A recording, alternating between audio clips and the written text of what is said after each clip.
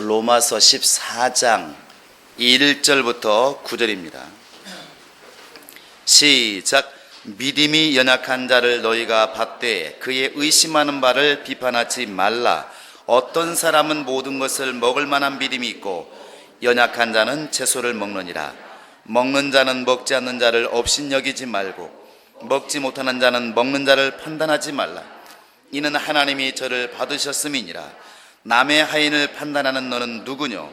그 섰는 것이나 넘어지는 것이 제 주인에게 있음에 저가 세움을 받으리니 이는 저를 세우시는 권능이 주께 있음이니라. 혹은 이 날을 전날보다 낮게 여기고 혹은 모든 날을 같게 여기나니 각각 자기 마음에 확정할지니라. 나를 중히 여기는 자도 주를 위하여 중히 여기고 먹는 자도 주를 위하여 먹으니 이는 하나님께 감사하며 먹지 않는 자도 주를 위하여 먹지 아니하며 하나님께 감사하느니라. 우리 중에 누구든지 자기를 위하여 사는 자가 없고 자기를 위하여 죽는 자도 없도다.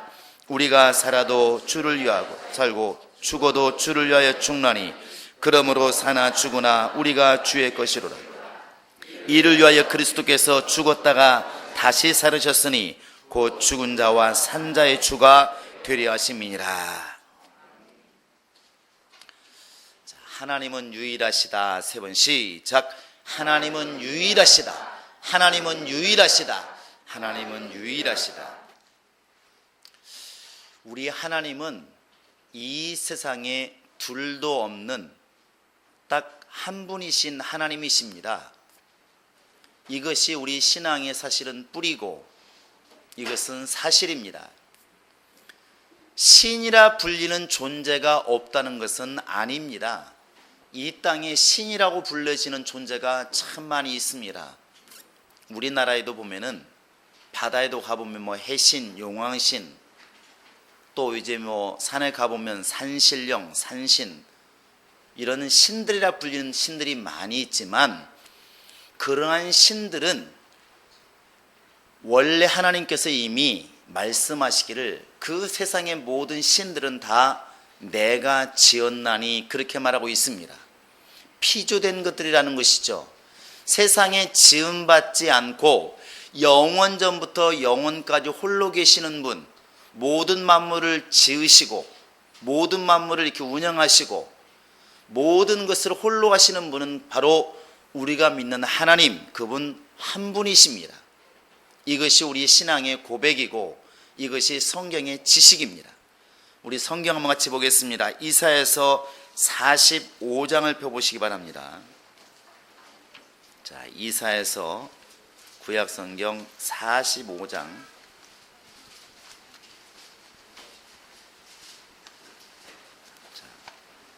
18절 보시기 바랍니다. 18절 같이 읽겠습니다. 시작. 여호와는 하늘을 창조하신 하나님이시며 땅도 조성하시고 견고케 하시되 헛되이 창조치 아니하시고 사람으로 거하게 지으신 자신이라. 그 말씀에 나는 여호와라. 나 외에 다른 이가 없느니라. 나 외에 다른 이가 없느니라. 그래서 10계명 중에서도 1장 첫 계명, 두 번째 계명이 다 뭘 말합니까? 나 외에는 다른 신은 없다. 우상도 만들지 말아라. 헛된 신이다. 사람이 만들어 놓고 아무리 신이라 우겨도 그것은 신이 될 수가 없다. 신은 오직 나 하나니라. 또 우리 한번 같이 폈으니까 45장 한번 21절 같이 한번 읽어보시겠습니다. 21절 시작. 너희는 고하며 진술하고 또 피차 상의하여 보라. 이 일을 이전부터 보인 자가 누구냐? 예로부터 고한 자가 누구냐? 나 여호와가 아니냐? 나 외에 다른 신이 없나니 나는 공의를 행하며 구원을 베푸는 하나님이라. 나 외에 다른 이가 없느니라. 이 부분은 성경에 너무나 많은 부분에 얘기하고 있습니다. 다른 신은 없다. 오직 나 외에 지음받지 않는 신은 없다. 이것을 아예 성경은 못 받고 있습니다.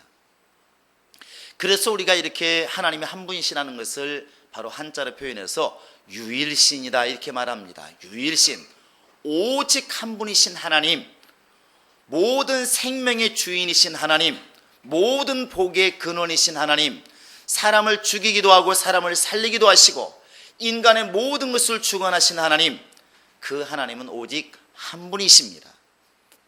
하나님이 한 분이라고 이렇게 우리가 말할 때에는 우리가 살 수 있는 방법도, 복을 받을 수 있는 방법도, 우리가 구원받을 수 있는 방법도, 죄를 용서받을 수 있는 방법도 오직 한 가지 방법밖에 없다는 것입니다.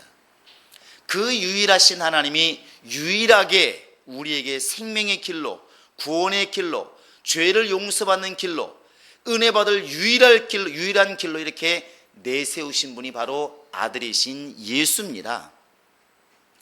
요한복음 5장 19절부터 27절까지 쭉 긴 대목을 보면 하나님께서는 아들에게 모든 것을 보이시고 모든 것을 알게 하시고 아들이 인자됨을 인하여 심판하는 권세까지도 아들에게 다 주었느니라, 그렇게 나와 있습니다.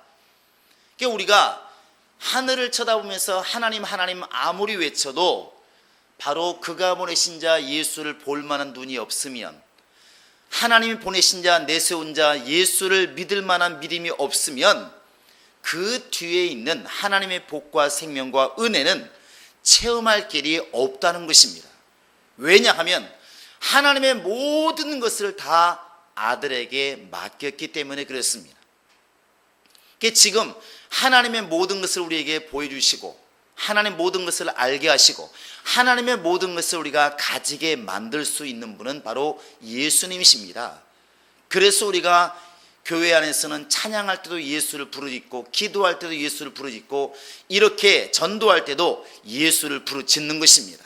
어떻게 부르짖습니까? 예수는 내 주인이시다, 예수 내 구주, 이렇게 외치는 거 아니겠습니까? 다시 한번 주목 주시고 예수는 나의 주인이시다. 두 번 시작. 예수는 나의 주인이시다. 예수는 나의 주인이시다. 예수는 나의 주인이시다. 예수님께서도 친히 말씀하십니다. 요한복음 14장 6절에 보시면 나는 곧 길이요 나는 진리요 나는 생명이니 나로 말미암지 않고는 아버지께로 올 자가 아무도 없느니라. 잘생긴 사람은 들어갈 것이다, 가진 사람은 들어갈 것이다, 똑똑한 사람은 들어갈 것이다, 이게 아니라 아무도 없다는 것입니다. 나로 말미암지 않고는 아버지께 올 자가 아무도 없느니라. 나만이 길이고 나만이 진리고 나만이 생명이다. 유일하다는 것입니다. 유일하다는 것이죠. 하나님이 유일하신 것처럼 구원받는 길도 유일하고 진리도 오직 유일하고 생명 얻는 길도 유일하다는 것입니다. 그래서 여러분과 지금 나는 목숨 걸고 예수를 믿는 것입니다.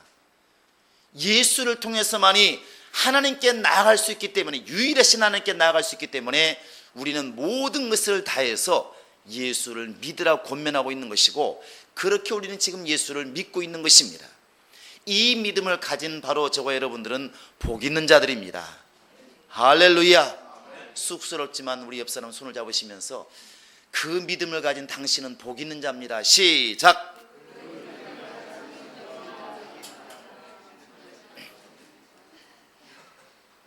할 말이 많죠. 늦게 온 사람일수록 할 말이 많습니다. 언제 와서? 신앙생활이 뭐냐고 물어보면 다양한 대답도 다양한 답이 있을 수 있지만 그 중에 하나가 뭐냐면 나의 삶을 유일하신 예수께 두는 것입니다. 삶의 목표를 예수께 두는 것이, 그게 신앙생활입니다. 오늘 말씀에 이렇게 6절부터 특별히 9절까지 보시면 유하여란 말이 참 많이 나옵니다. 나를 중히 여기는 자도 주를 위하여, 먹는 자도 주를 위하여, 먹지 않는 자도 주를 위하여, 살아도 주를 위하여, 죽어도 주를 위하여. 이 유하여를 자꾸 듣다 보면 이 좋아하는 사람들은 또 이제 무슨 생각이 나겠죠. 항상 이상하게 술 먹을 때 되면 뭘 합니다. 뭘 하죠? 유하여 이렇게 합니다. 근데 이상하게 술을 먹고 유하여다 보면 간암이 걸리고 간이 나빠집니다. 이게 안 맞는다는 얘기죠. 어쨌든 술을 먹으면서 세상 사람들은 서로 부딪히면서 건강을 위하여, 뭐 사업 성공을 위하여 이렇게 말합니다. 이게 술하고 참 묘하게 참 비슷한 게 많습니다. 그런데 신앙생활은 바로 예수 그리스도를 정말 위하여 내 삶의 중심에 예수를 두는 것이 그게 영적 생활입니다. 신앙생활을 사람들이 말할 때 전쟁이란 말을 많이 쓰고 싸움이란 말을 많이 써요. 에베소 6장 10절에 보면은 이하에 우리가 종말로 바로 서기 위해서 영적 전쟁에 승리하기 위해서 너희는 전신갑주를 입으라 이렇게 돼 있는데 결국 영적 생활은 전쟁입니다. 우리가 신앙생활 그러면 예수 안 믿을 때는 교회 가면 참 항상 웃고 항상 괜찮습니다, 평안합니다 이렇게만 살 것처럼 보이지만 막상 예수를 믿어보면 전쟁입니다. 전쟁. 신앙생활은 전쟁이에요. 무슨 전쟁이냐? 내 속에서 끊임없이 올라오고 있는 육체의 사람과 내 속에서 감동하시는 성령의 사람과 이 두 사람이 끊임없이 싸우는 전쟁이라는 것입니다. 언제까지 싸우겠습니까? 육체가 죽어서 결국 땅으로 돌아갈 때까지 육체와 내가 정말 갈라설 때까지 끊임없이 싸우는 전쟁이라는 것입니다. 이것을 로마서 7장에서도 바울도 말하고 있지 않습니까? 나는 정말 하나님의 일을 잘 하기를 원하는데 내 속사람이 나를 끌어서 내가 원치 않는 방향으로 끌고 가고 있다. 나는 곤고한 사람이로다. 주의 일을 열심히 하고 싶은 마음도 있고 한편에서는 이렇게 하면 안 되는데 열심히 나도 살아야 되는데 나도 먹고 살아야 되는데 이렇게 육신을 위한 삶도 있다. 갈등과 번민이라는 것이죠. 갈라디아서 5장 16절 이하에 보면은 육신의 소욕과 성령의 소욕 이것이 막 서로 싸운다는 거 아니겠습니까? 육체의 소욕은 성령의 소욕을 거스리고 성령의 소욕은 육신의 소욕을 거스리고 영적 생활은 이 생활을 끊임없이 이렇게 막 싸우는 것입니다. 신앙생활은 굉장히 평안하고 안락하고 안전하기만 한 것이 아니라 사실은 매일매일이 전쟁인 것입니다. 그러니까 전쟁에 나가는 사람이 긴장하듯이 신앙생활은 긴장하지 않으면 절대로 영적 전쟁에서 승리할 수가 없습니다.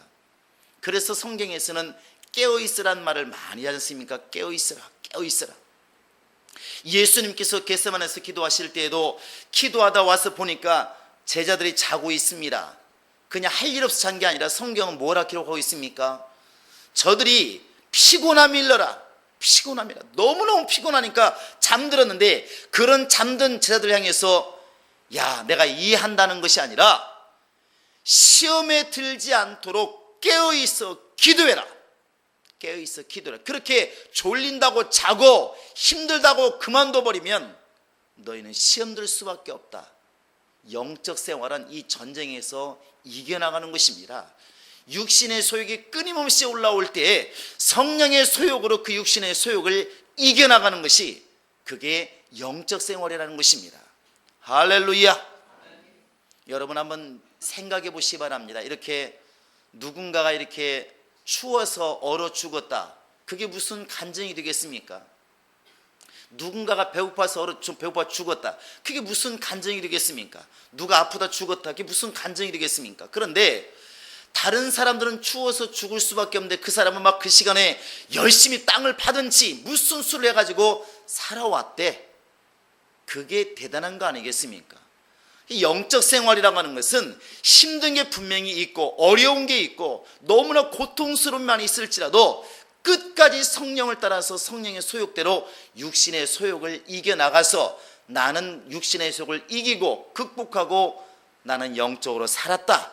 그것이 최후의 간증이 될 때 비로소 승리라는 말을 쓸 수가 있는 것입니다. 우리가 지금 위한다는 말을 잘 생각해 보시면 위한다는 게 무엇입니까? 이롭게 하다, 정말 성공하게 하다, 그분에게 도움을 주다 이런 뜻인데 내가 정말 주를 위하여 그렇게 하고 있는가? 내가 정말 예수에게 도움이 되고 있는가? 정말 내가 예수를 위해서 정말 살고 있는가? 이것을 우리가 한번 이렇게 냉정히 우리를 돌아보자는 것입니다. 신앙생활은 내 삶의 중심에 예수를 두는 것입니다. 이 말은 내가 하고 있는 이 모든 일들을 갖다가 바로 주님을 위해서 하고 있다고 물었을 때에 하고 있다고 답할 수가 있어야 그게 맞는 것입니다. 이렇게 질문을 우리 스스로에게 해볼 수 있다는 것이죠. 내가 열심히 공부합니다.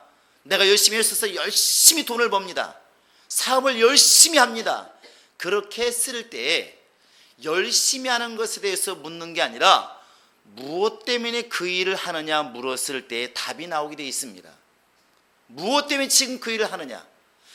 나는 정말 주님의 일을 더 잘하기 위해서 내가 이렇게 열심히 하지 않고 빈둥빈둥 거리면 나를 고용한 사람이 예수 믿는 사람들 욕할까 봐서 나는 꾀를 팔 수가 없다. 이렇게 주를 위해서라는 말이 나오면 정말 이 사람은 영적인 사람인 것이고, 그렇지 않고 먹고 살기가 급해서라고 말하면 이것은 바로 주님을 위한다는 것은 아니라는 것을 분명히 알 수 있지 않습니까?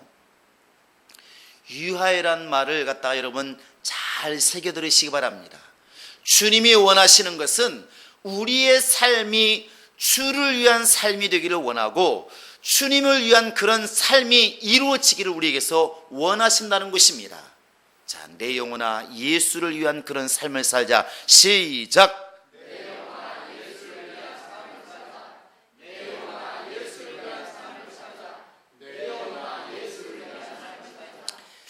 이것을 우리가 이렇게 두 가지 사례를 한번 이렇게 성경에서 보겠습니다. 마가복음 12장 1절에 보면은 포도원 비유가 나와 있습니다. 여러분 아시리라 믿습니다. 포도원을 어떤 사람이 이렇게 땅을 사가지고 포도원을 만들어 놓고 포도주 틀을 사다 놓고 그 다음에 종들을 세워서 관리를 하게 했습니다. 이 주인이 외국 나가 있다가 이제 종들을 보냈습니다. 때가 되었으니까 세 좀 받아와라.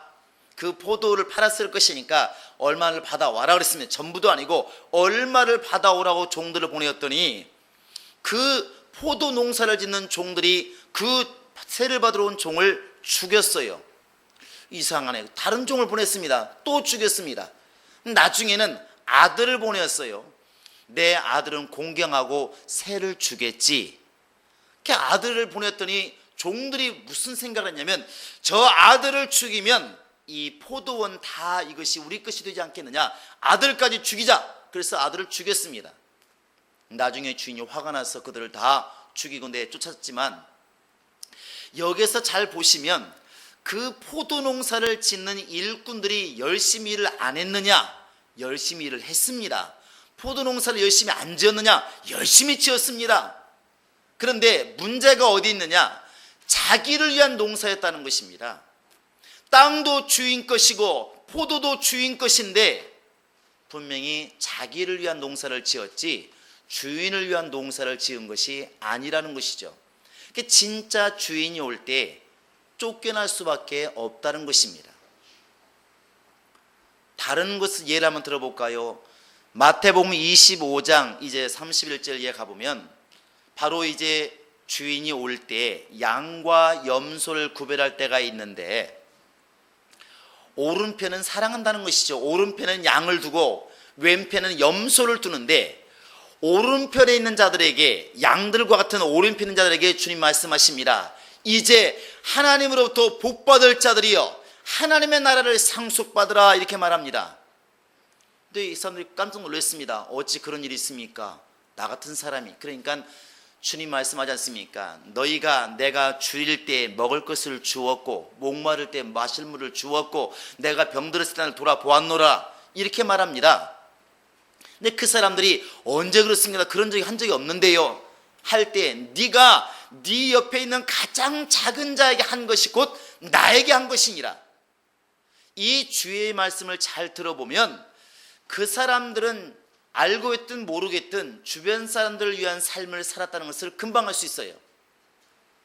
먹을 것이 있어도 없는 사람을 주고 먹을 물을 주고 옆에 사람이 어려울 때 돌아볼 줄 아는 사람, 쉽게 말하면 자기를 위한 삶이 아니라 이웃을 위한 삶을 살았을 때, 다른 사람을 위한 삶을 살았을 때 주님께서 하나님의 나라를 그들에게 주었다는 사실입니다.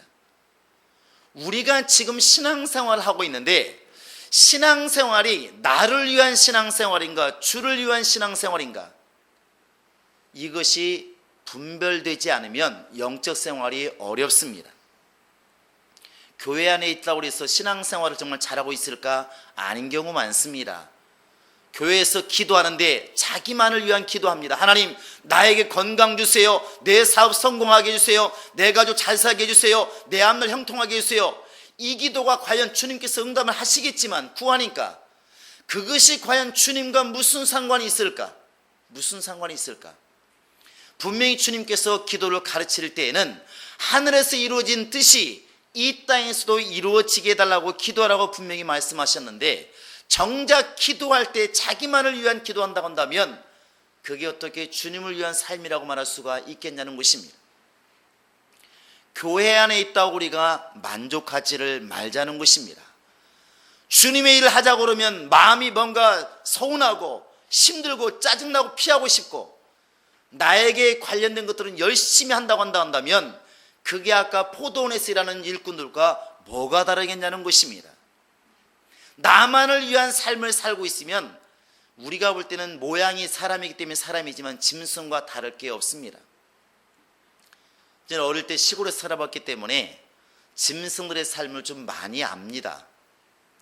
또 이 말하면 짐승을 또 모른다고 할까 봐서 겁이 나긴 하는데, 다 말하면 모를 거니까 다람쥐 얘기만 하겠습니다. 가을철이 되면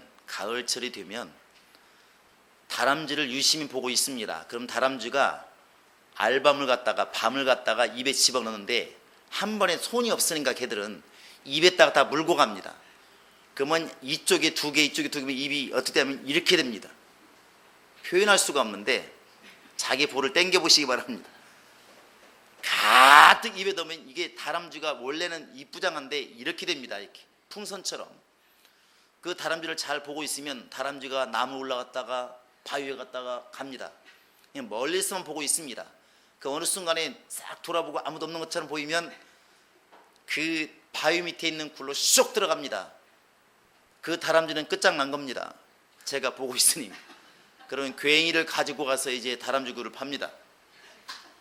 그러면 굴을 따라 계속 파다 보면 한 2m쯤 들어가 보면 이따만한 굴이 나옵니다. 그래서 밤 도토리에서 한 마리 나옵니다. 한 마리. 싹 쓸어가지고 집에 옵니다. 미안하죠. 그러나 우리는 뭐 짐승을 다스리라고 그랬으니까 죽든지 말든지. 무슨 말하고 싶으냐면, 다람쥐 우리 손톱만큼밖에 머리가 안 됩니다. 그러나 그 다람쥐도 추위가 오기 전에, 눈이 오기 전에, 땅이 열기 전에 자기 겨울날 양식을 준비할 만한 지혜는 있습니다.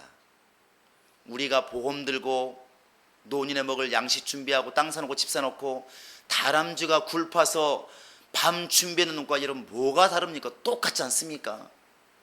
우리가 그런 인생을 일생 동안 살고 끝났다고 한다면 믿는 것이나 안 믿는 것이나 무슨 차이가 있겠냐는 것입니다. 적어도 내가 이렇게 마지막 숨을 헐떡이면서 돌아보았을 때에 내가 먹고 살기 바빠서 일생 동안 그냥 살다 끝났구나, 만약 이런 마음이 들어간다면 얼마나 초라할까. 내가 다람쥐와 무슨 차이가 있겠냐는 것입니다. 성경이 우리에게 지금 말하고 있는 바는 그런 게 아니지 않습니까? 적어도 짐승과 다르기 위해서는 내가 살아가는 그 목적이, 내가 안락한 생활하기 위해서, 노년의 편히 살기 위해서 거기에 목적이 있는 것이 아니라, 내가 비록 헐벗고 굶주리고 어려울지라도, 아까 복음성경에 나왔지 않습니까? 설사 죽음이 온다 할지라도 내가 조금이라도 주님에게 도움이 되는 그런 삶을 살아야 되겠다, 그런 마음의 결정과 그런 삶을 살아야 그게 참 신앙이 아니겠냐는 것입니다. 그러려고 주님께서 우리에게 성령을 주시고 일하라고 지금도 명령하는 거 아니겠냐는 것입니다. 그러기 위해서 우리가 아무도 볼 수 없는 우리의 마음을 여러분 돌이키셔야 됩니다.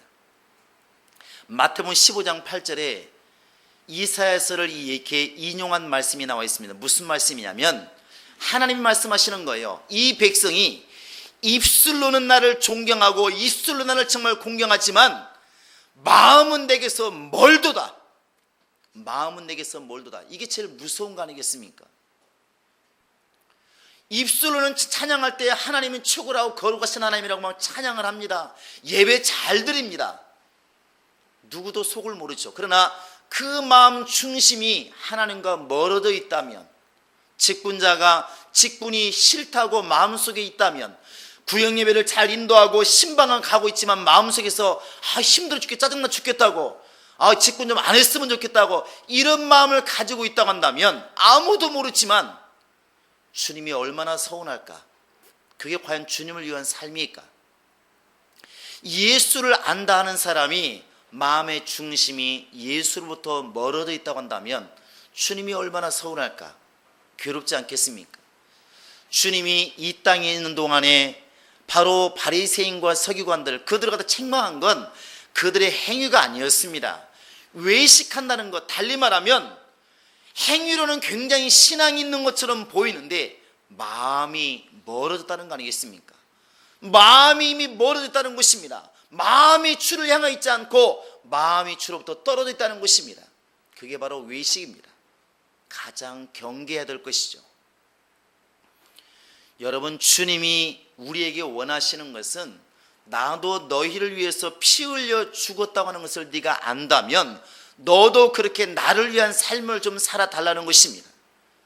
그것이 이 땅에서 있는 저 하늘에서도 보상할 것이니까 염려하지 말고, 예수께서 정말 아버지를 믿고 모든 죽기까지 순종했을 때 하나님 아버지께 그를 살리신 것처럼 네가 나를 믿고 이 땅에서 죽기까지 순종하고 복종하면 네가 정말 죽었을 때 내가 너를 살리지 않겠느냐.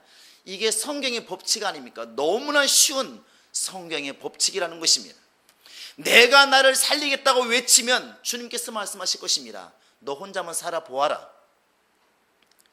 성경의 법칙은 너무 쉽습니다. 예수님께서 아버지 명령에 순종하여 죽으시니까 아버지가 그를 살리시고, 우리가 또한 주님을 위해서 순종하여 죽으면 주님이 우리를 살리시고, 이게 믿음의 법칙입니다. 법칙이 어려운 게 아니라 우리가 지금 마음이 주를 향해 있지 않기 때문에 행하기가 너무나 어렵다는 것입니다. 율법이요, 굉장히 어렵고 굉장히 어려운 법이지만 예수님이 마태복음 22장에서 너무 쉽게 말씀하셨습니다. 마음을 다하고 뜻을 다하고 성품을 다하여 하나님을 사랑해라. 마음을 다해서 하나님을 사랑해라. 이게 율법의 강령이다.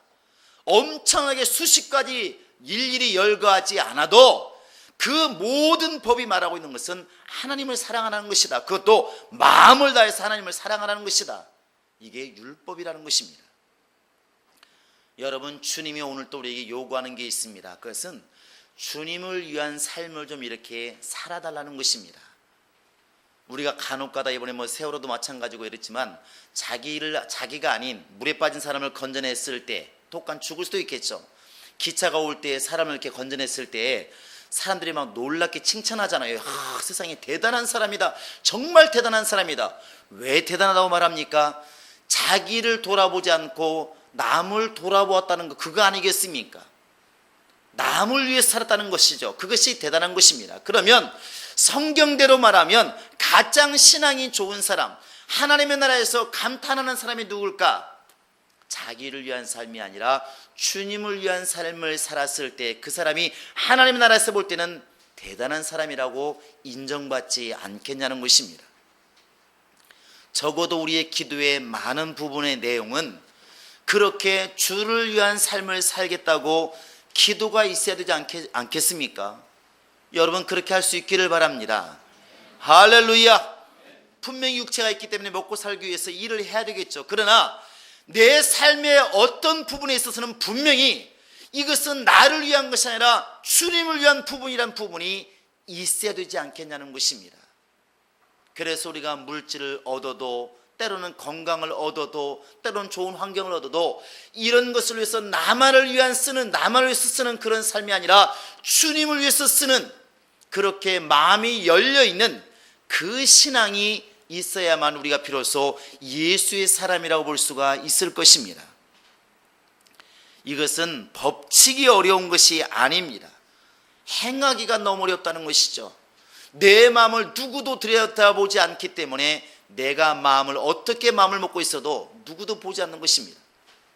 그래서 교회 안에 있어도 물질로나 환경으로 절대 손해보지 않으려고 하고, 세상에서도 예수 믿는 사람답게 어떤 일에서 손해를 봐야 되는데 손해보려고 전혀 하질 않고, 이것은 보통 문제가 아닌 것이죠. 이미 마음이 주를 떠나 있다는 것입니다. 주님이 원하시는 것은 11조 물질도 중요하지만 마음이 담겨있기를 원하는 것이고, 교회에서 봉사하지만 마음이 담겨있는 봉사를 원하는 것이고, 주를 위한 그런 마음이 담겨있는 삶이 우리 안에서 이루어지기를 원하는 것입니다. 할렐루야. 그래서 고린도서 10장 이제 31절 이하에도 보면은 너희는 먹든지 마시든지 무엇을 하든지 다 하나님의 영광을 위하여 하라, 이렇게 아예 명령을 했습니다. 아예 명령을 했다는 것이죠. 먹어도 주를 위해서, 마셔도 주를 위해서, 무슨 일을 하든지 간에 주님을 위해서 그렇게 하라는 것입니다. 그게 명령이에요. 그리고 예수 믿는 사람들은 이것이 안 되기 때문에 회개하는 거 아니겠습니까? 정말 주님 일을 하고 싶은데 환경이 안 따라주니까, 정말 주님처럼 살고 싶은데 성질 때문에 안 되니까, 내가 정말 열심히 주를 위해서 살고 싶은데 그렇게 모든 환경이 안 따라주니까 회개하고 기도하고 몸부림치는 것입니다. 그러나 그 시작이 어디에 있냐는 것입니다. 시작이, 나의 삶의 시작이 어디에 두고 있는가, 나의 삶의 목적이 어디에 있는가, 정말 주를 위해서 살겠다고 몸부림치려고 하는 그 마음을 가지고 살고 있는 사람과, 그렇지 않고 주님이 나에게 도움을 준다고 그러니까 도움받아서 내가 잘 되겠다고 생각하는 사람과 전혀 다른 삶이 이루어질 것입니다. 우리 모든 성도들은 정말 오늘 말씀처럼 살아도 주를 위해서, 죽어도 주를 위해서, 너무나 무서운 말 같지만 주님이 그렇게 나를 위해서 죽으셨으니까, 나를 위해서 가난케 되시고, 나를 위해서 채찍맞으시고, 나를 위해서 죽으셨으니까 그렇게 나도 또한 그렇게 그분을 위해서 살겠다고 마음을 결정할 수 있는, 그런 결단할 수 있는 우리 모든 성도가 되시기를 예수의 이름으로 축원합니다. 할렐루야, 할렐루야. 이제부터 여러분의 꿈의 정상에 예수를 두시기 바랍니다. 나의 남은 인생의 모든 목적이, 삶의 목적이 예수를 위한 삶이라고 말할 수 있는 그런 목적이 될 수 있기를 예수의 이름으로 축원합니다. 할렐루야. 그래서 말이나 기도에나 행동이나 삶에서 정말 저 사람은 예수 때문에 사는 사람이다, 정말 예수를 위하는 사람이다, 저 사람 때문에 예수께서 도움이 되고 예수의 일이 성공하고 있다, 그렇게 말할 수 있는, 그런 말을 들을 수 있는 주님을 위한 삶을 사는 사람이 될 수 있기를 예수의 이름으로 축원합니다. 이 시간으로 같이 기도하시겠습니다. 이 시간에 기도할 때 주여, 나 때문에 적어도 주님의 사업이 이익 있게 도와주시고, 나 때문에 적어도 예수의 이름에 영광이 돌려지게 도와주시고, 적어도 나 때문에 주님의 일이 잘 되게 하소서, 그런 일에 쓰임받는 자가 되게 하소서, 내가 정말 주를 위하여 사는 삶을 살아갈 수 있도록 내 마음이 흐트러지지 않게 도와주시고, 내 마음이 주를 향하게 하소서, 확정되게 하소서. 이 시간 다 같이 우리 기도하시겠습니다. 살아계신 우리 하나님 아버지, 우리가 입술로는 주를 공경한다고 많은 말을 했고, 또 그렇게 찬양도 하고 그렇게 우리가 많은 시인했지만, 그러나 우리의 마음의 중심이 정말 주를 향해 있는지, 우리의 낯이 주를 향해 있는지, 우리의 꿈이 주를 향해 있는지, 우리의 소망이 주를 향해 있는지, 이 시간 우리 자신을 돌아볼 수 있도록 성령으로 감동하시기를 원합니다. 하나님 아버지여, 우리가 입술로 고백했습니다. 예수는 나를 위해 죽으셨다고, 예수는 나를 위해서 낮아지셨다고, 예수는 나를 위해 이 땅에서 고난받으셨다고, 그렇게 많은 말을 했지만 정작 우리는 주를 위해서 무엇을 했는지 돌아보기를 원합니다. 나는 주를 위해서 죽었는지, 나는 주를 위해서 고난을 받았는지, 나는 정말 주님을 위해서 가난케 되었는지 우리 자신을 돌아보게 도와주시고, 이제부터라도 우리 마음이 확정되기를 원합니다. 우리의 마음에 결정이 있기를 원합니다. 예수를 위해서 이제부터 살겠다고, 예수를 위해서 말하고, 정말 예수를 위해서 일생 동안 고난이 올지라도 그 길을 꿋꿋이 걸어가겠다고 마음에 결정할 수 있도록 하나님이 도와주시기를 간절히 빌고 원합니다. 살아계신 아버지 하나님이여, 아직도 이 땅에 꿈을 두고 이 땅에 소망을 두고 있는 모든 생각들을 정리하게 도와주시고, 이제는 하늘에 소망을 두게 도와주시고, 영원한 것을 소망을 두게 도와주시고, 너희가 구원을 받았으면, 살리심 받았으면 이제는 위의 것을 찾으라고 말씀하셨으니 위에 계신 예수의 영광 바라보게 도와주시며, 그 영원한 것을 보고 살아갈 수 있는 힘과 탐욕과 결단이 있도록 하나님이 함께 하시고 인도하여 주시옵소서. 세상 사람 어찌하든 간에 우리는 속사람부터 경건해지게 도와주시고, 속사람부터 주를 닮게 도와주시고, 속사람부터 하나님을 감동시키는 사람이 될 수 있도록 하나님이 함께 하시고 인도하여 주시옵소서. 감사하고 예수님의 이름으로 기도합니다. 아멘. 이제는 우리 구주 예수 그리스도의 은혜와 하나님 아버지의 극진하신 사랑과 성령의 감동하심과 인도하심이 이제부터 예수를 위한 삶을 살겠다고 다짐하는 모든 성도들 머리 위에 지금으로부터 영원토록 함께 있을지어다. 아멘.